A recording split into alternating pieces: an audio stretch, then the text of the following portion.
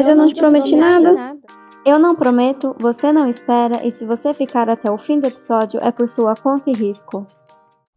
Oi galerinha, tudo bem com vocês? Aqui vamos nós para mais um episódio pós-feriado. Espero que vocês tenham curtido e descansado. E acho que pela primeira vez eu trago um tema que ele é mais pertinente a nós mulheres, infelizmente, né? Que é sobre os padrões de beleza. Eu acredito que quase todas as mulheres sofrem pressão para estarem num padrão de beleza, que mais parece uma tentativa da sociedade de nos colocarmos como um produto numa prateleira. Todas nós temos que ter aquelas características. Caso contrário, você não vai arrumar um namorado ou você não vai ser aceita naquele grupinho das pessoas da escola e por aí vai.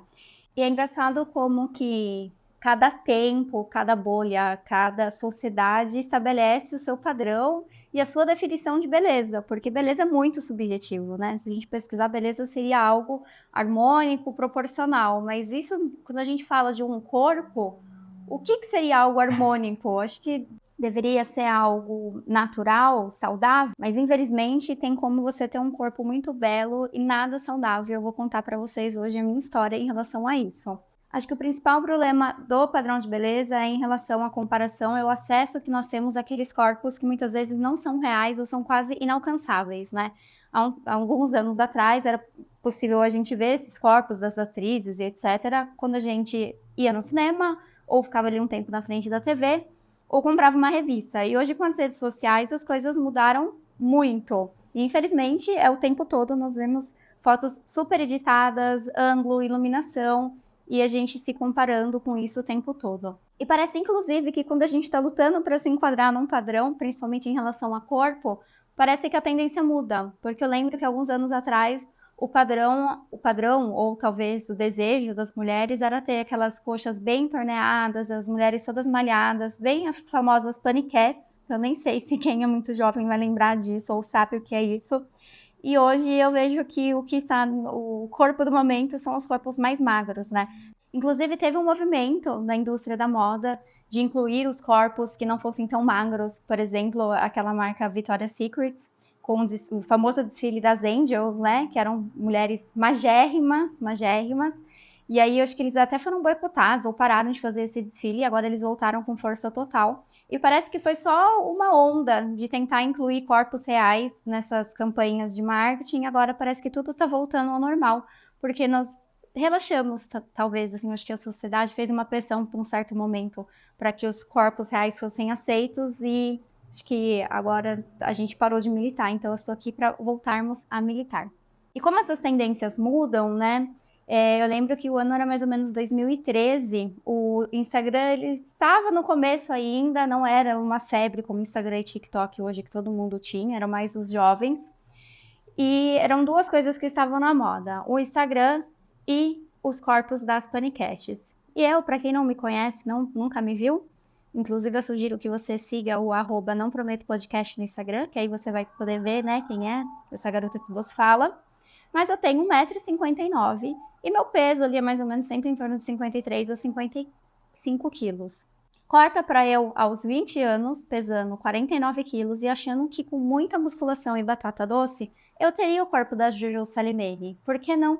Na época eu lembro que eu seguia muitos bodybuilders e mulheres relacionadas a essa cultura de academia e etc. E eu achava que se elas podiam, por que eu não poderia, né? Então eu era uma pessoa muito focada na academia, muito mesmo. E aí eu fiz um acompanhamento com um nutricionista, e esse nutricionista, ele era bodybuilder, então eu que deveria ter pesquisado ou me conscientizado mais antes disso, né? Mas ele me passou uma dieta super restrita. Dieta que era totalmente à base de frango, batata doce, arroz integral. Era basicamente isso. E ovo, né? Claro, gente. O ovo não pode faltar na vida do marombeiro.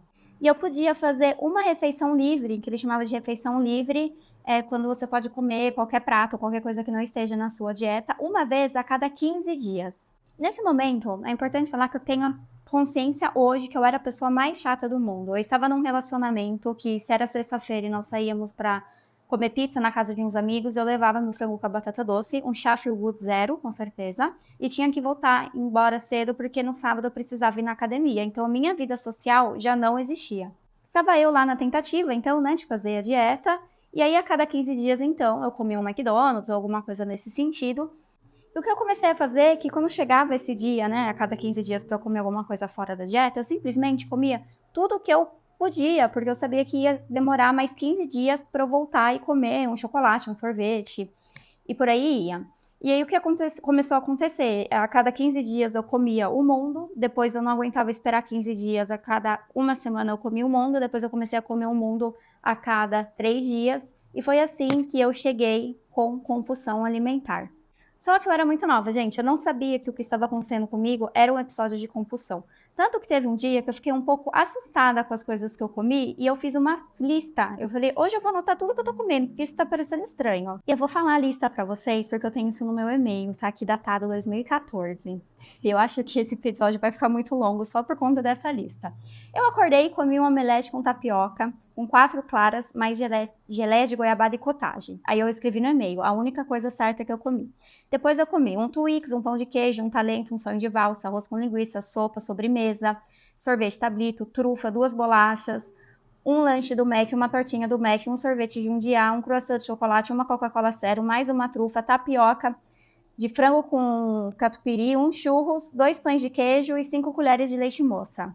A sensação que eu tinha nessa época era justamente como se eu fosse uma pessoa drogada ou, sei lá, viciada em bebida alcoólica, que é a mesma coisa, né? E todo lugar que tivesse comida, eu era obrigada a parar e comer alguma coisa. Então, eu fazia estágio numa empresa que eu tinha que pegar um ônibus próximo da minha casa, eu tomava café da manhã em casa. Depois, quando eu chegava perto de pegar esse ônibus, eu comia alguma coisa perto do ponto. Depois, eu chegava na empresa, tinha lanchonete, eu comia na empresa. Depois, eu almoçava, depois, eu comia mais sobremesa na lanchonete. E depois, o céu era o limite para mim quando eu saía do trabalho. E tudo isso bem escondido, né? Que depois, eu não sei de quem eu escondia, mas eu escondia a embalagem. Eu comia na rua, chegava em casa, falava que eu não tinha comido para poder jantar e ninguém perguntar nada.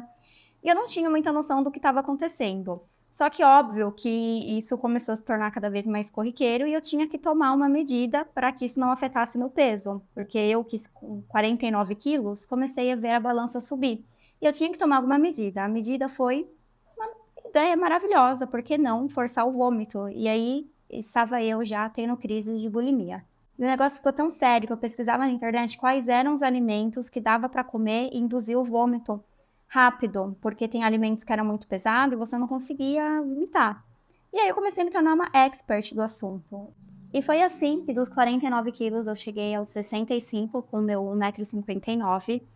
E teve uma hora que eu tive, não sei, uma luz veio na minha cabeça, não sei se foi Deus, o que aconteceu, e que eu cheguei pra minha mãe, contei pra ela o que estava acontecendo, embora eu ache que ela já sabia, porque era uma rotina muito estranha, tipo, as coisas que eu comia, e depois, sabe, ficar trancada no banheiro. E aí, graças a Deus, eu tive uma luz e fui pedir ajuda, então eu comecei a fazer um tratamento, que era um acompanhamento com psicólogo, psiquiatra e também nutricionista. E tive que tomar muitos remédios super fortes, remédios tarja preta, para conseguir me ajudar a controlar essa compulsão, que veio junto com depressão, com síndrome do pânico. Foi uma fase muito difícil da minha vida, porque o que acontecia, como eu estava controlando o meu impulso de ter a compulsão alimentar, eu comecei a ter síndrome do pânico. E aí eu tive que entrar com outros tipos de remédio para também remediar a síndrome do pânico e não só a compulsão que eu sentia. Gente, sabe o que é engraçado? Eu me comparava com os corpos dessas mulheres, só que eu era uma menina de 20 anos que fazia estágio em inglês, academia e faculdade. Eu saía de casa cedo, voltava super tarde, ainda fazia minhas marmitinhas, tinha que pesar 75 gramas de arroz integral. E não tinha, se fosse 77, tinha que refazer a marmitinha, tinha que tirar.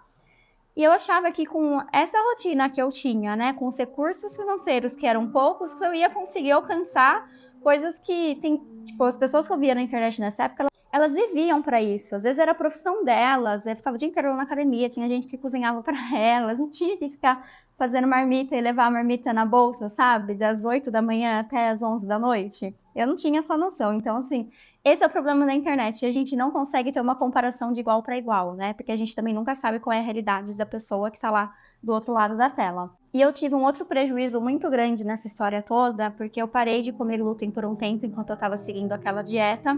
E quando eu voltei a introduzir glúten na minha alimentação, meu corpo começou a rejeitar. Então, eu desenvolvi uma doença que o glúten diminui a minha imunidade. Aí me dá reação alérgica na pele, Antes me dava reações também intestinais, era horrível e eu fiquei muito tempo super restrita com a minha alimentação em relação a isso. Eu que restringia minha alimentação propositalmente, né, por conta de corpo, passei anos aí com restrição alimentar por coisas bem sérias em relação à saúde. Mas voltando, eu fiz todo o tratamento, isso durou mais ou menos uns 3 anos de tratamento. E eu lembro que o primeiro dia que eu fui na terapia, que foi algo que me ajudou muito, a minha psicóloga, ela era gorda. E eu tinha um problema com gordofobia, claro, né? E eu falei pra minha mãe: "Mãe, como é que eu vou me tratar com uma pessoa que ela também é gorda?", sabe? Era uma situação muito estranha pra mim. E essa mulher, cara, ela mudou minha vida, assim, eu sou muito grata a ela, o tratamento que eu fiz com ela foi muito bom. E aí teve um tempo que eu me dei alta, porque não sei se você sabe, mas na terapia quem, dá alta é o paciente, não é o psicólogo. E a gente chegou nessa fase de eu ter alta, isso já faz alguns anos. E a principal coisa que ela falava pra mim era: "Letícia, o seu corpo Deus não te deu esse corpo pra você ficar se olhando no espelho e achar se tá bonito ou não, se tem uma celulite ou não, pra você postar uma foto no Instagram e receber 10 curtidas ou 20. Esse é o seu veículo pra você viver, pra você ter prazer na vida, pra você conviver com as pessoas que você ama, pra ir em lugares que você gosta. Adianta você ter um corpo bonito se você não tem saúde?". E era o que aconteceu comigo, né? Teve um período que eu sentia um corpo bonito, de acordo com os padrões estabelecidos da sociedade, mas por dentro, gente, pão bolorento, né? Por fora bela viola, por dentro pão bolorento, porque quem via não fazia ideia do que eu estava passando. E graças a Deus essa cura chegou. E hoje eu milito muito sobre isso, principalmente em relação a essas restrições de dieta. Eu sempre falo para as minhas amigas que isso não funciona. A vida precisa de equilíbrio e equilíbrio para tudo, né? Principalmente para isso, porque não tem como a gente se privar de ter relações sociais, momentos, né, de interação com as pessoas que a gente gosta, porque a gente, ai, não quero ir porque eu não vou comer pizza. Cara, tem como a gente fazer de tudo um pouco, sabe? Tem momentos que a gente tem que se privar, às vezes, né, de algumas coisas que nós gostaríamos, mas não pode ser dessa maneira radical que eu fiz, assim. Isso foi uma das maiores besteiras que eu já fiz na minha vida. E graças a Deus eu entendi, depois de muita terapia, que realmente o meu corpo, ele é meu veículo para eu viver uma vida tão legal que eu tenho. E foi aí que o surf entrou na minha vida, gente. Eu vou fazer um episódio só contando como eu comecei a surfar, mas nesse aspecto o surf não mudou só a minha vida, mas como mudou a minha relação com o meu corpo. E eu sou muito grata a isso. E depois eu volto para contar mais em relação ao surf, mas hoje eu estou super bem com o meu corpo e principalmente com a minha mente. E eu acho que a junção desses dois é o mais importante, né? Que a gente sempre tem que buscar.